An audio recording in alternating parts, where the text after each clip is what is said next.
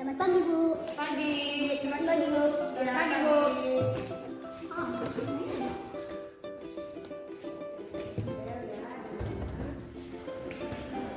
Oke, langsung duduk Charlie ya kalau sudah.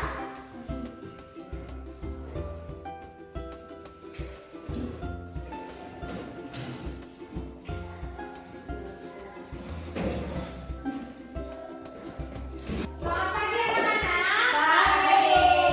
Baik, hari ini siapa yang memimpin berdoa?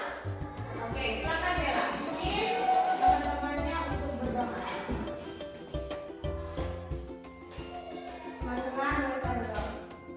Ya Tuhan, berkati kami, kami belajar, sertai kami, dari awal sampai terakhir. Berikan kami kebenaran, dan juga berkati buah guru kami yang akan mengajar kami nanti. Amin. Selanjutnya, oke, semuanya berdiri ya.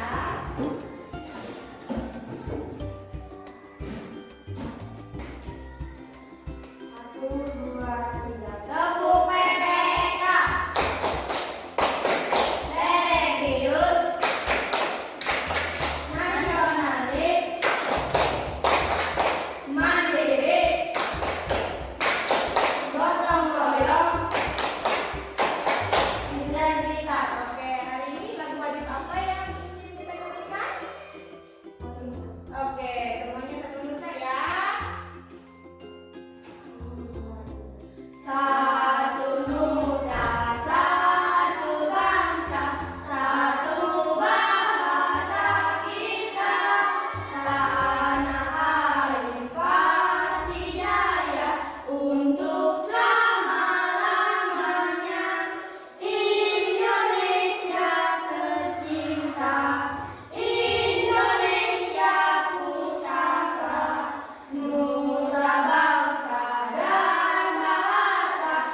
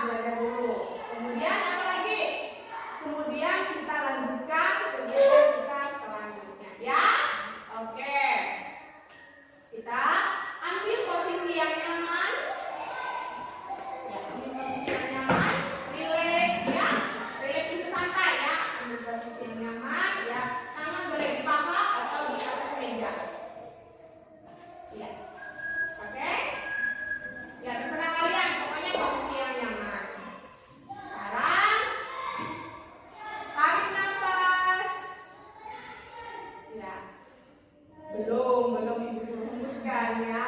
Tarik nafas. Dari Ibu hembuskan pelan-pelan dari mulut ya. Lakukan 3 kali. Tarik. Hembuskan pelan-pelan. Tarik lagi. Hembuskan.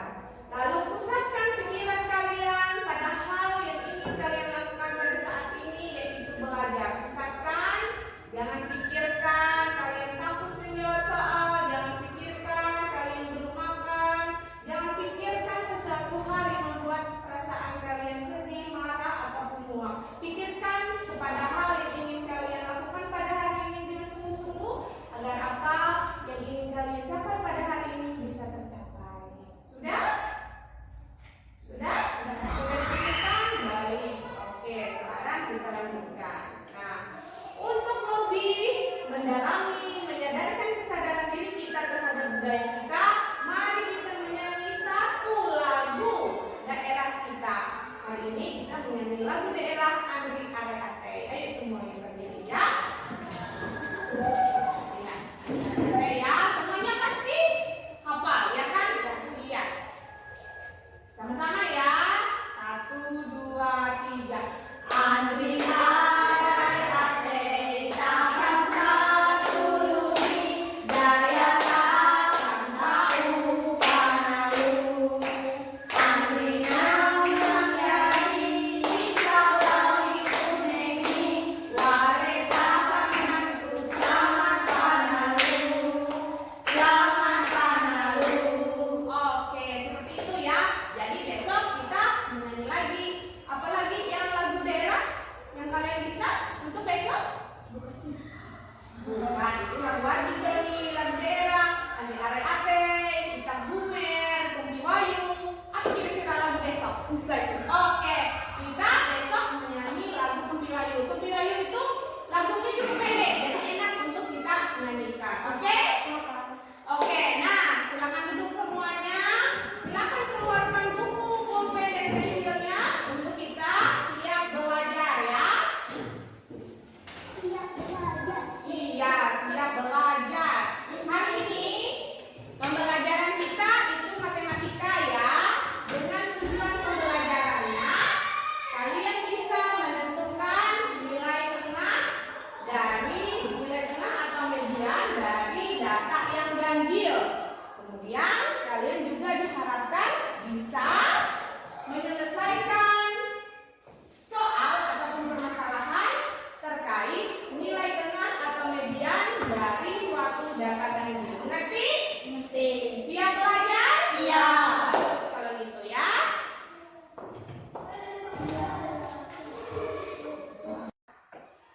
Selamat pagi, salam dan bahagia Ibu Bapak Guru hebat semuanya. Terima kasih atas waktu dan kesempatan yang telah diluangkan oleh Bapak Ibu Guru dalam sesi berbagi hari ini kepada saya. Saya ucapkan terima kasih sekali lagi. Dan hari ini sesi berbagi itu temanya adalah bagaimana penerapan pembelajaran yang mengaitkan tentang KSE di dalam pembelajaran kita. Dan ini ada hubungannya dengan kita, sekolah kita yang sudah mendaftar IKN.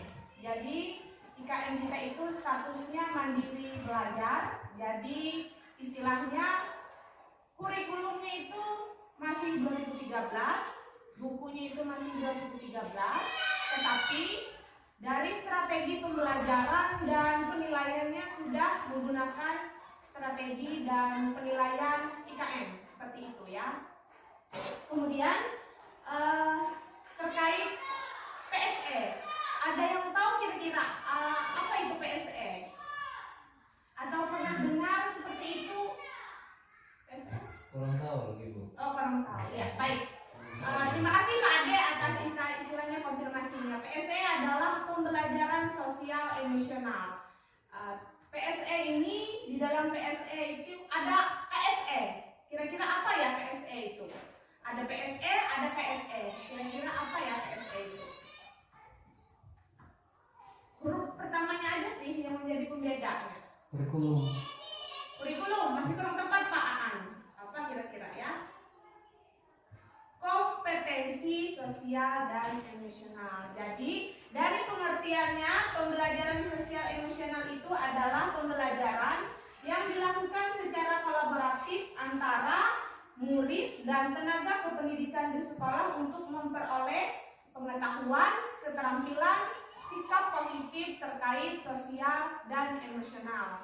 Seperti yang kita lihat nih, di luar sana banyak terjadi istilahnya tawuran, narkoba, kemudian istilahnya hamil di luar nikah, kemudian istilahnya bunuh diri, putus sekolah. Mungkin salah satu istilahnya penyebab hal-hal itu terjadi karena belum adanya kematangan sosial emosional dari murid tersebut. Nah, kita sebagai pendidik dan tenaga kependidikan mempunyai peran untuk membekali mereka mempunyai sosial dan emosional yang istilahnya sudah ada bekalnya di pendidikan dasar ini. Nah, bagaimana PSE itu bisa kita berikan kepada murid itu melewati pembelajaran di kelas. Karena kita seorang guru, jadi caranya itu melalui pembelajaran yang ada di dalam kelas. Saya sudah sebenarnya kalau misalnya di sini memungkinkan ada proyektor, mungkin akan di-share video mengenai contoh saya membelajarkan siswa di kelas. Tetapi karena tidak ada, karena keterbatasan fasilitas kita, saya sudah men-share di grup sekolah kita. Mungkin ada yang sudah nonton? Kira-kira ada yang sudah nonton atau belum karena terhalang sinyal mungkin ya? Iya, baik ya. Untuk pembelajaran di kelas itu sebenarnya KSE ini bisa dimulai dengan pembukaan yang hangat ya. Itu bisa dilihat di dalam EPP yang saya buat. Di situ ada pembukaan yang hangat. Nah, sebelum itu ada 5 kompetensi sosial dan emosional yang harus kita kembangkan di dalam kelas kita. Yang pertama adalah kesadaran diri. Kesadaran diri itu terkait bagaimana kesadaran diri kita mengenal bagaimana sih emosi saya, apakah saya sedang marah, apakah saya sedang bahagia, apakah saya sedang sedih. Kemudian kedua adalah manajemen diri. Ketika kita sudah mengenal bagaimana diri saya, kita harus bisa mengelola emosi kita. Misalnya di rumah saya punya permasalahan di dalam keluarga. Ketika kita sudah sampai ke sekolah, kita harus mengusahakan emosi yang ada di rumah itu tidak terbawa ke dalam saat kita membelajarkan anak-anak di sekolah. Kemudian kompetensi yang ketiga adalah kesadaran sosial. Di situ kita akan mengajarkan anak-anak bagaimana cara berempati dengan orang lain, bagaimana dia melihat orang lain dari sudut pandang dia, seperti itu. Yang keempat adalah keterampilan berelasi. Nah, keterampilan berelasi ini sangat penting bagi murid, apalagi untuk kita, karena kita kan makhluk sosial, tidak bisa hidup sendiri. Jadi keterampilan untuk berelasi itu sangat penting. Yang kelima adalah keterampilan mengambil keputusan yang bertanggung jawab. Jadi dia nanti dipimpin atau dituntun untuk membentuk suatu keputusan berdasarkan istilahnya tanggung jawab yang bisa dia ambil. Baik. Dari dalam RPP saya ada kegiatan pembelajaran pendahuluan, yaitu saat masuk ke dalam kelas murid menempelkan nama pada roda emosi. Jadi menempelkan nama pada roda emosi itu untuk mengidentifikasi emosi yang ada ataupun yang dialami oleh murid-murid saya. Mungkin kan kalau dari rumah mereka ada yang merasa lapar karena belum sempat sarapan, atau merasa sedih karena tidak dapat uang jajan, atau misalnya merasa marah karena istilahnya dibangunkan tadi pagi, istilahnya seperti itu. Jadi berbagai macam perasaan siswa itu harus kita ketahui. Jadi kita bisa menyikapinya, lalu memberikan istilahnya perhatian kepada mereka sesuai dengan perasaan yang mereka alami. Yang kedua adalah guru membuka pelajaran dengan melakukan kegiatan awal seperti berdoa. Jadi berdoa menyanyikan lagu wajib dan menyerukan keyakinan kelas. Jadi berdoa itu juga merupakan kesadaran diri untuk mereka benar-benar memfokuskan diri untuk istilahnya menemukan agama yang mereka anut masing-masing. Jadi ketika mereka sudah khusyuk, jadi semua apa yang diminta oleh mereka akan tersampaikan kepada Tuhan sesuai dengan ajaran agama yang dianut mereka. Kemudian guru mendengarkan cerita murid terkait nama mereka yang ditempel pada roda emosi. Jadi mereka memahami perasaan. Kemudian guru dan murid menyanyikan lagu daerah kita. Kalau di sini ada Ande Are Ate, Bumi Wayu, Ita Bumer dan segala macam. Di sini adalah terkait dengan KSE, kesadaran diri, identifikasi budaya. Kemudian ketika sudah mengetahui bagaimana perasaan siswa itu, kita akan mengelola perasaan tersebut agar mereka tetap fokus kepada pembelajarannya. Bagaimana caranya? Dengan teknik stop. Ini biasa dilakukan oleh kita untuk fokus ke dalam suatu permasalahan yang kita hadapi. Misalnya tarik napas, hembuskan 3 kali, berulang kali. Kemudian fokuskan kepada hal yang ingin kita lakukan.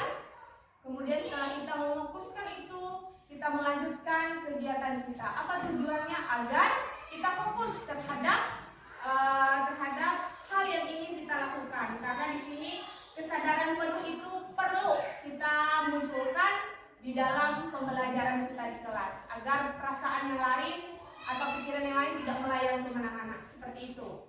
Dan tidak lupa, guru juga harus menyampaikan tujuan pembelajaran setiap awal pembelajaran, ya Bapak Ibu guru. Nah, dalam kegiatan intinya ini, PSE itu melibatkan murid. Jadi kalau misalnya muridnya banyak, bisa dilakukan kegiatan pembelajaran berkelompok. Tapi kalau sedikit ya kegiatan misalnya berpasangan bisa juga. Jadi di dalam kegiatan berkelompok atau berpasangan itu, mereka akan istilahnya belajar memanajemen diri, kemudian belajar tentang kesadaran sosial, bagaimana berbagi alat tulis, berbagi buku, istilahnya seperti itu. Kemudian bagaimana belajar berelasi, jadi bagaimana bekerja sama dengan temannya, bagaimana menghargai pendapat, lalu bagaimana istilahnya mendengarkan pendapat temannya meskipun mereka tidak setuju, mereka akan belajar di dalam kelompok itu sendiri. Kemudian terakhir di dalam kelompok ataupun berpasangan juga bisa mereka belajar bagaimana kompetensi mengambil keputusan yang bertanggung jawab atas pemecahan masalah yang mungkin kita berikan di dalam pembelajaran. Kemudian di dalam kegiatan penutup itu kita bisa biasanya melakukan refleksi ya Bapak Ibu guru. Merefleksi itu biasanya mengetahui sejauh mana sih kemampuan anak-anak itu dengan beberapa pertanyaan sederhana. Misalnya bagaimana perasaanmu belajar hari ini, seperti itu. Itu kan menanyakan bagaimana perasaan mereka, apakah mereka sudah puas dengan pembelajaran hari ini. Yang kedua misalnya bagaimana yang paling menarik pada pembelajaran hari ini, mengapa. Kemudian pertanyaan refleksi selanjutnya adalah apa rencanamu untuk kegiatan selanjutnya. Jadi istilahnya di situ dia bisa memanajemen dirinya untuk membuat rencana selanjutnya bagaimana dia memperbaiki dirinya, seperti itu.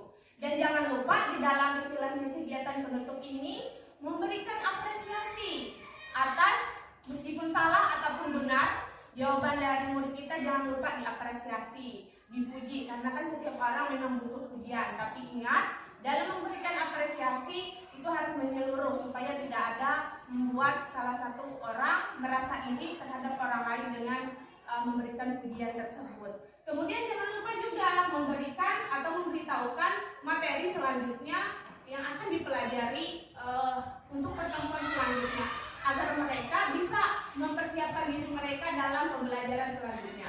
Kemudian jangan lupa juga untuk memotivasi mereka agar mereka selalu bersemangat di dalam melakukan pembelajaran itu. Nah, dan yang terakhir, PSE ini tidak hanya untuk murid, tetapi juga sangat penting untuk guru. Kenapa? Karena kan sebagai guru kita berinteraksi dengan murid, baik di dalam kelas maupun di luar sini. Istilahnya ada pepatah, guru kencing berdiri, murid kencing berlari, seperti itu kan. Jadi apa yang kita lakukan dalam interaksi kita akan dengan kita maupun dengan teman-temannya. Jadi bagaimana istilahnya kita sebagai guru bisa menjadi teladan itu dalam hal sosial dan emosional. Tidak istilahnya muluk-muluk. Kita misalnya datang ke sekolah saling tersenyum, saling menyapa seperti itu. Itu sudah menunjukkan bahwa kesadaran diri kita, sosial emosional kita sudah mulai stabil seperti itu. Dan cara untuk tetap menunjukkan KSE itu di sekolah itu dengan menjadi teladan, kemudian selalu belajar melalui komunitas belajar kita di sekolah. Jadi di sekolah ini saya dan ibu bapak guru semua adalah komunitas belajar. Jadi apapun yang bisa menjadi istilahnya diskusi, ada masalah, bisa kita bicarakan bersama-sama. Kemudian yang ketiga adalah kolaborasi. Sangat penting ya, karena istilahnya sekolah itu tidak bisa berdiri sendiri hanya dengan kepala sekolah saja, atau dengan guru saja, atau dengan murid saja. Diperlukan kolaborasi antara semua warga sekolah, baik kepala sekolah, tenaga pendidiknya, muridnya, bahkan dari orang lain. Misalnya ada stakeholder dari puskesmas atau dari perusahaan atau orang tua komite. Itu sangat berguna sekali di dalam kolaborasi di sekolah untuk membentuk komunitas atau ekosistem sekolah yang lebih baik lagi seperti itu. Jadi saya harap semua kita di sini pelan-pelan belajar mengenai sosial dan emosional. Karena itu cukup sederhana untuk bisa kita lakukan dari sekarang ini. Saya rasa itu yang bisa saya sampaikan terkait pembelajaran sosial emosional di kelas maupun di luar lingkungan kelas. Bisa juga di ekosistem sekolah melalui istilahnya kebiasaan seperti itu. Kira-kira ada masukan ataupun saran ataupun pertanyaan dari teman-teman, kami persilahkan. Hari ini akan kita pelajari nanti terkait pengimplementasian kurikulum merdeka. Ya. Jadi